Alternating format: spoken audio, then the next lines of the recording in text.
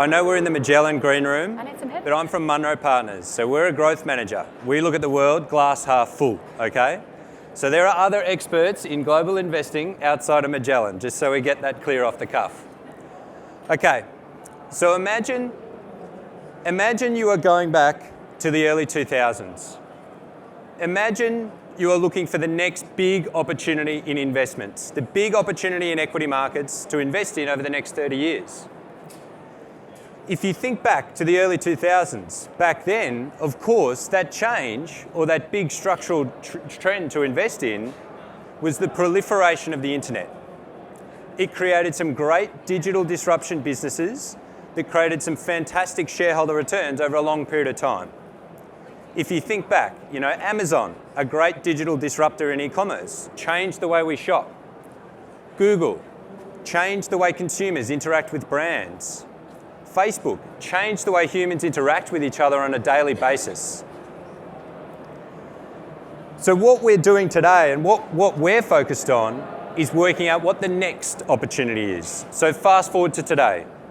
What is that next big 20 to 30 years structural opportunity, that next big generational change to invest in?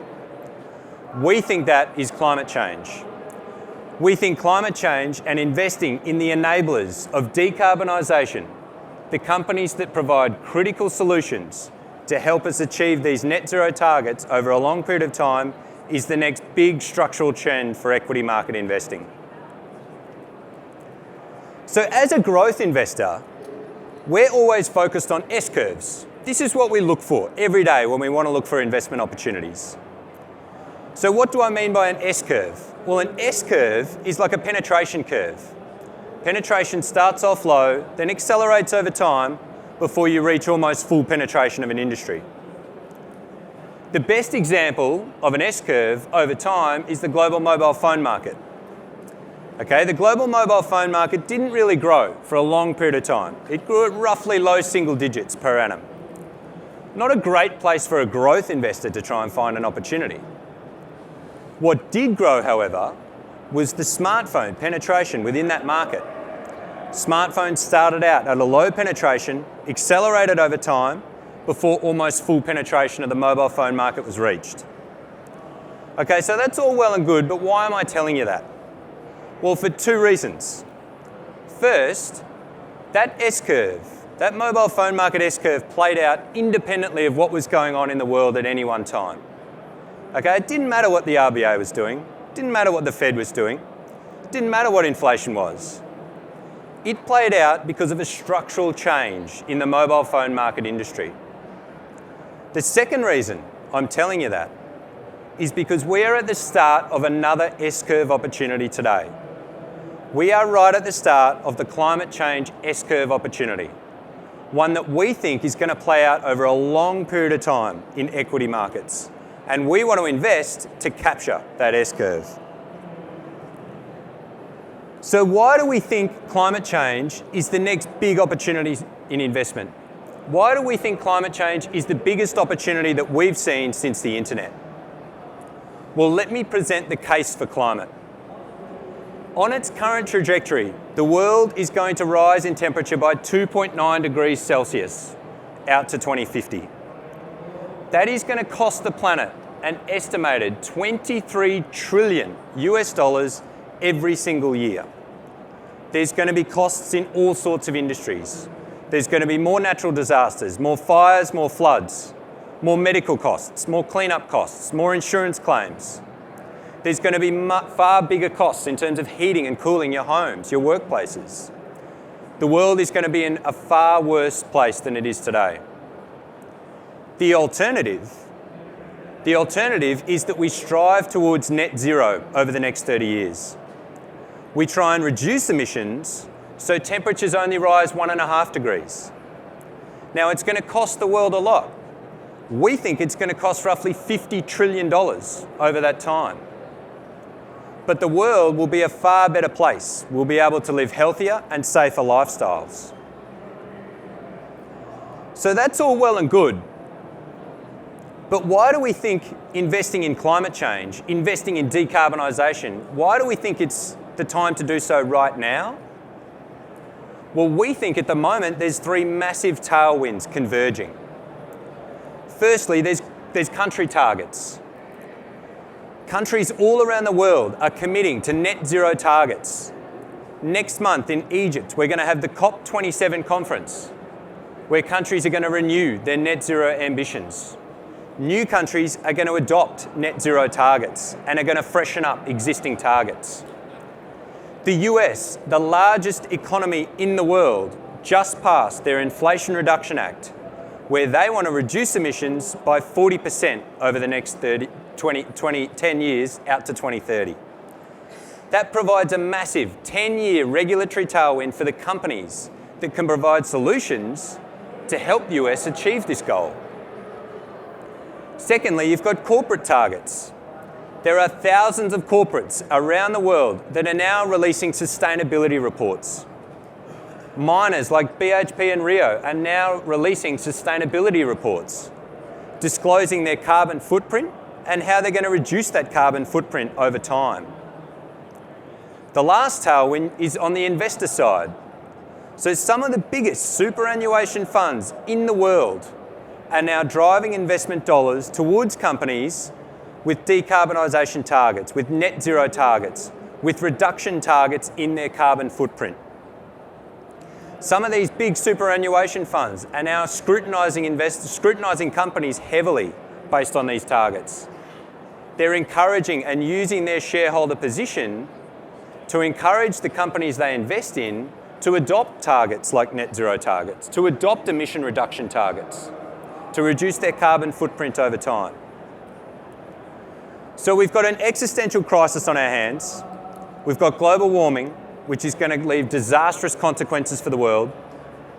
But on the other hand, we've also got three massive tailwinds that are coming together right at the perfect time.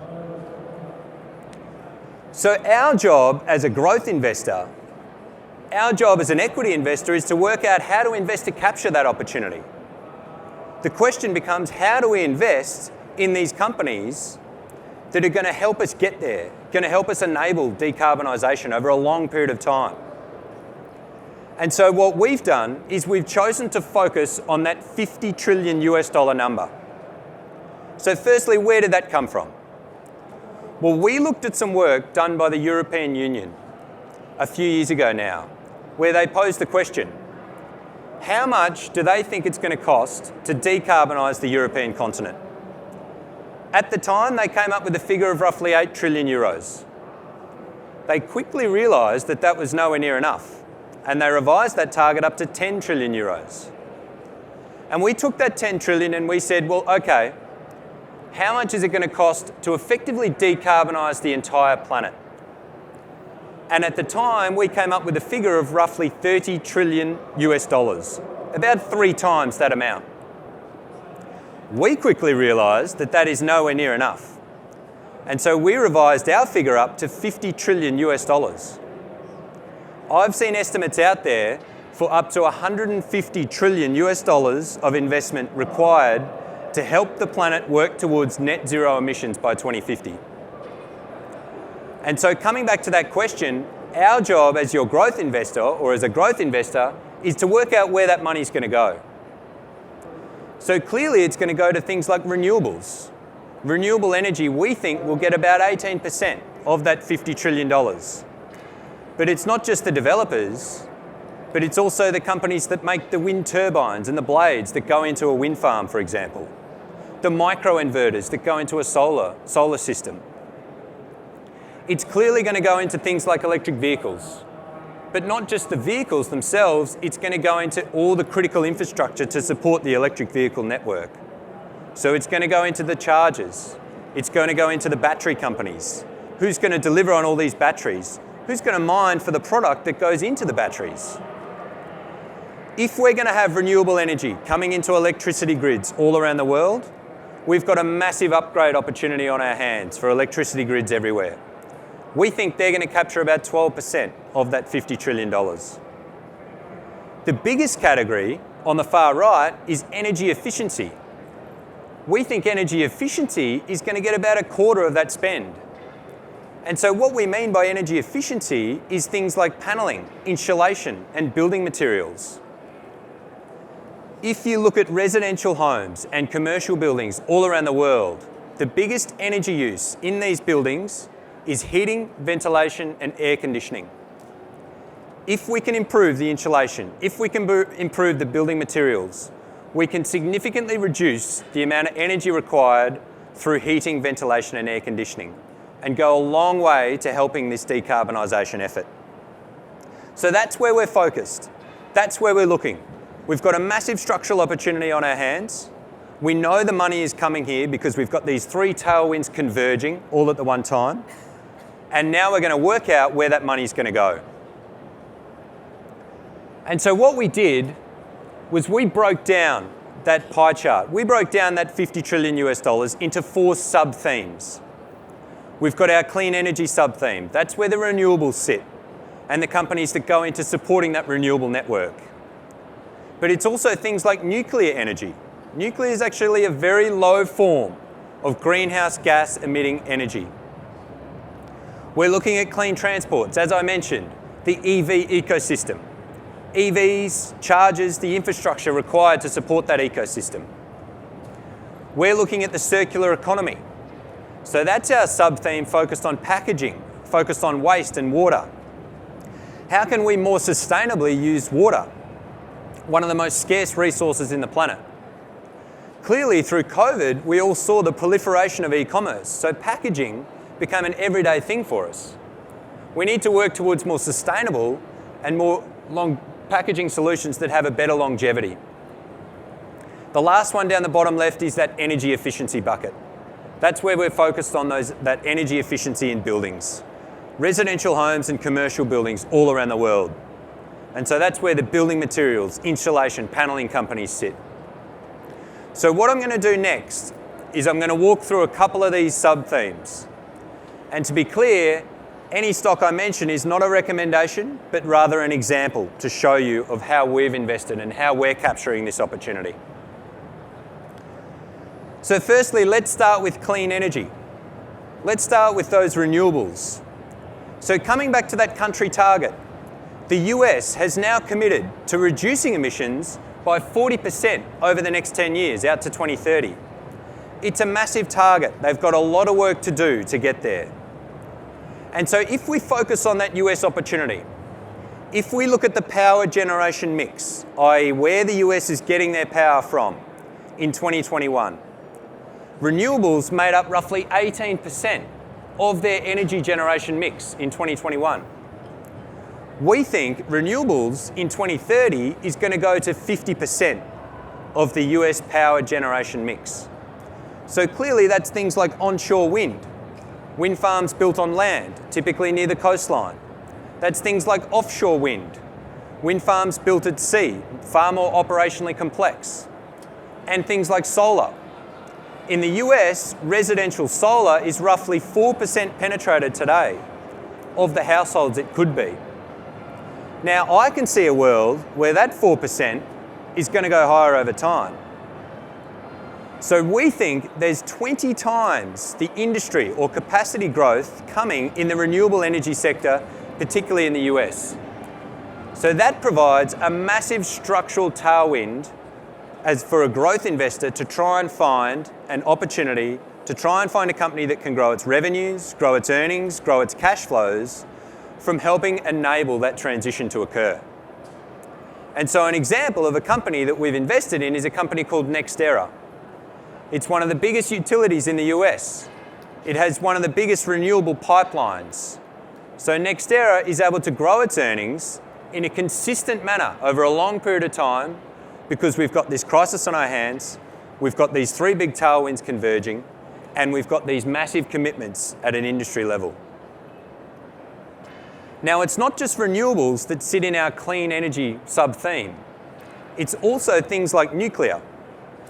So coming back to that energy generation mix for the US, in 2021, nuclear made up about 18% of their energy generation mix. In 2030, we think nuclear should hold its share, so still operate at that about high teens % of the energy mix. And the reason for that is, firstly, because it's a low-emitting form of energy. So nuclear is actually the lowest emitting, greenhouse gas emitting form of energy. The second reason for that is, if we invest in all these renewables, if we invest in all these renewable opportunities, clearly there is not enough renewable capacity to get us to hitting this target in the US in particular. We're not going to be able to achieve that 40% emission reduction target without transition fuels to help us get there along the way. Nuclear, we think, is one of those transition fuels. So an example of a company in this space is a company called Constellation Energy. Constellation Energy is a recent spin-out, and it has the largest nuclear fleet in the US. So again, coming back to that earnings opportunity, we think Constellation can meaningfully accelerate its earnings going forward, can meaningfully grow because of this structural tailwind behind it. The next sub-theme I'll talk about is clean transports. We think we are right at the inflection point of EV adoption. We think the EV S-curve is about to accelerate. If we look at the global light-duty vehicle market, it's very similar to that global mobile phone market. So it grows at roughly low single digit per annum. Not a great place for a growth investor to try and find an opportunity. Within that global light-duty vehicle market though, you've got the EV penetration taking share. And EVs is playing out in a very similar fashion along that S-curve, similar to the smartphones taking share. And so we think we're actually at the start of the inflection point where that S-curve starts to accelerate upwards. And so what's fascinating about the EV S-curve is that it's actually the European Union that's driving this S-curve. And you've got two massive markets in China and the US, which is still to come, still to inflect higher over time. So coming back to the question, how do we invest to try and capture that? Well, what's critically important to an EV opportunity, what's critically important to the EV S-curve are power semiconductors. Power semiconductors are standard semiconductors that go into a range of industrial applications.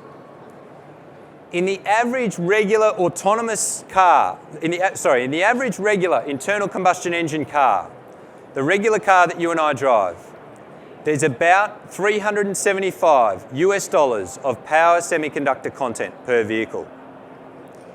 If we move to a basic EV, a level 2 EV, that power semiconductor content doubles. So it goes up to about $750 per car. If we move to a level 4 or 5 autonomous EV, that power semiconductor content goes up again to about $1,600 per vehicle.